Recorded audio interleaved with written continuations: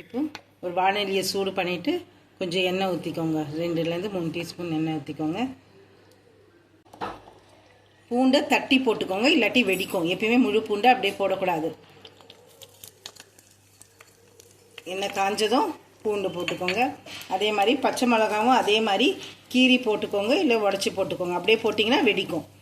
பூண்டு கொஞ்சம் வதங்கின பிறகு பச்சை மிளகா போட்டுக்கோங்க.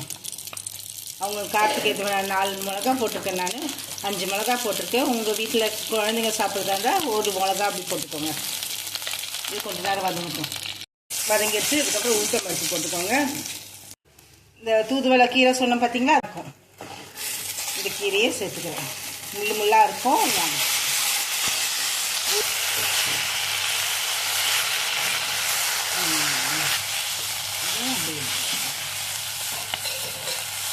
வதங்கிடுச்சுங்களா?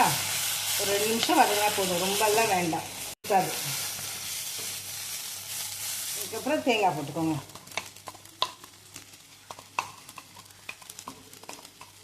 தேங்காய் போட்டுட்டு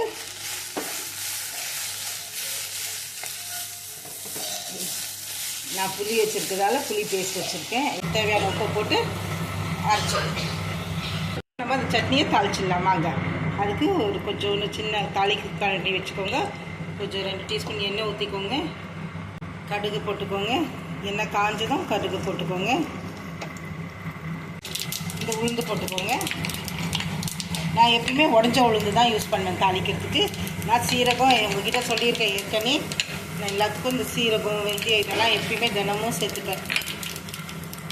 எந்த சமையல் செஞ்சாலும் சரி, நீங்களும் சேர்த்துக்கோங்க, நல்லது.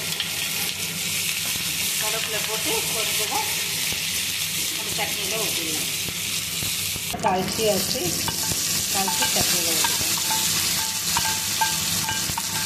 நம்ம தூதுவளை சட்னி ரெடி ஆகிடுது. இது சளி, இரும்பு, ஜலதோஷத்துக்கு எல்லாத்துக்கும் ரொம்ப நல்லது.